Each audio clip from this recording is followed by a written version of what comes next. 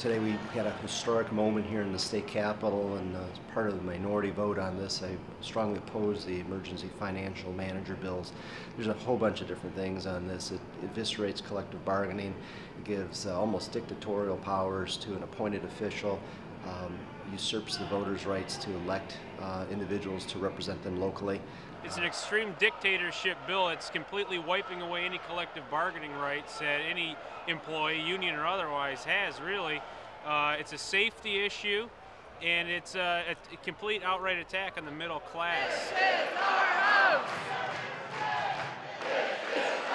I think it's absolutely appalling that we have these bills that are here not only bust up the labor and unions, but also take away people's hard-earned pensions. We are not only just destroying labor, we are destroying the profession of our heroes, our firefighters, our police officers, our nurses, our teachers. One of those tremendously affected by what's going to happen to our schools under this legislation. We feel that this is the wrong way to take it off the backs of working people in the middle class. I think there's better ways they can look for cost savings.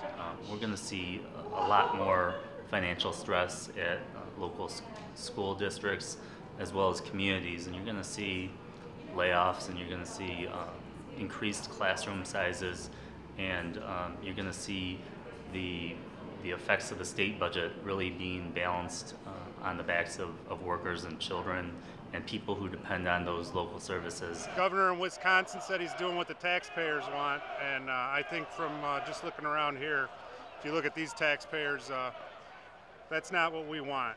We don't want to destroy the middle class. We want to be able to provide for our families. That's why we took the job. That's why we do what we do.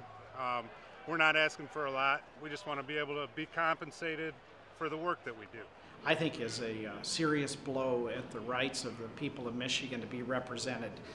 We're basically expanding that authority to such a degree that they're not accountable. There's no limitation on how much money they can make at taxpayers' expense. This bill is no good for Michigan in general. Okay?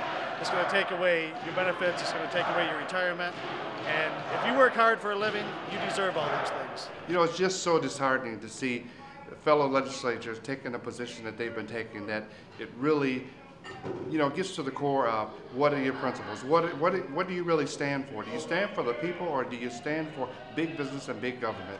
There's language in there to take competitive bidding to start that privatization process of about 180 nurse aides at the home.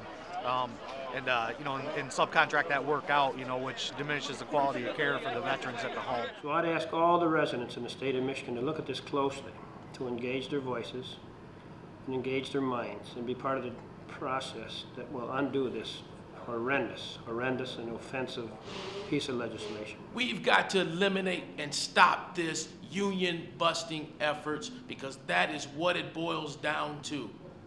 It boils down to that, and we have to do that. We have to. And we stand up, and we are standing behind the people of the state of Michigan. And we implore you to call your state senators, call your state legislators, and call the governor, and let them know what you feel.